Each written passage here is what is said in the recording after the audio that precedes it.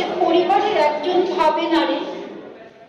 আসলে হিমালয়, বয়স হয়েছে তো, শুনেছি মানুষরা বয়স হলে বয়স্ক মানুষদের আলাদা করে দেয়, বৃদ্ধাশ্রমে না কোথায় একটা পাঠিয়ে দেয়।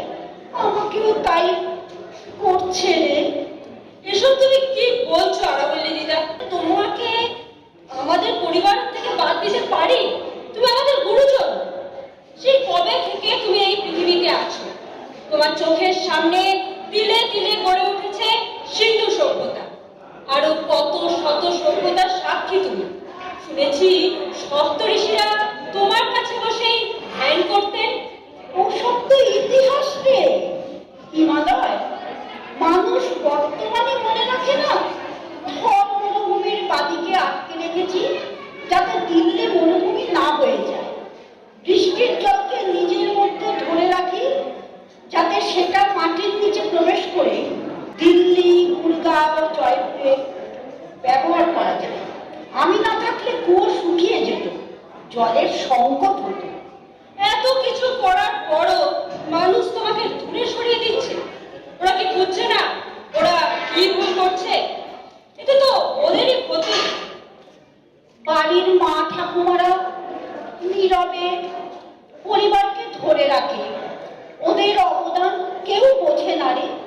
গৃহবধূদের ব্যাপারটাও তাই, সবাই ওদের সংসারে বোঝা ভাবে, কিন্তু বাস্তবে ওরাই সংসারটাকে ধরে রাখে। আমার অবস্থাটাও ওই রকম হয়েছে রে হিমালয়। ওরা আমাকে পর্বত তো দূর, পাহাড়ও ভাবে না। আমার বেশিরভাগ অংশ ওদের কাছে আর পাহাড় নয়। না দিদা, এটা মেনে নেওয়া যায় না। তুমি এটা প্রতিবাদ করো। আমি আমার কথা তোরা ছাড়া আর কেউ শুনতে পাবে না। তবে আছে আছে কিছু জন যারা আমার হয়ে মুখ খুলেছে, প্রতিবাদ করছে।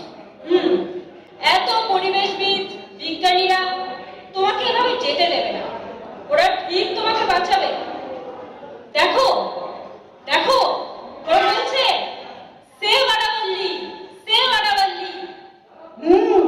কিন্তু ওরা তো সরকার না, সরকার কি ওদের কথা শুনবে? আজ অব্দি কত আন্দোলন তো হলো, ফল কি হয়েছে? কত অপরাধের বিচার হয়নি কিন্তু আন্দোলন হয়েছে, কত মেয়ের জীবন গেল কিন্তু অপরাধী শাস্তি পেল না। আর আমি তো একটা পাহাড়। ও না, এখন তো আমি পাহাড়ও নই মনে হয়। আমি যে আসলে কি সেটা নিজেই বুঝতে পারছি না। ওরা তোমাকে যাই বলুক, তুমি আজও আমাদের কাছে পর্বত, আমাদের গুরুজন। আরাবল্লী কোনো চেষে পর্বত নয়, আরাবল্লী ইতিহাসের সাক্ষী, প্রকৃতির রক্ষা করছে। এই হিমালয়ের চেয়ে তার গুরুত্ব কোনো অংশে কম নয়। আমি তোর মতো অত সুন্দর নই রে, বয়স হয়েছে তো আমার। প্রশ্নটা সুন্দর অসুন্দরের নয় আরাবল্লী দিদা, প্রশ্নটা পৃথিবীর ভবিষ্যতে, এই ভারতের ভবিষ্যতে, প্রকৃতির ভারসাম্যে।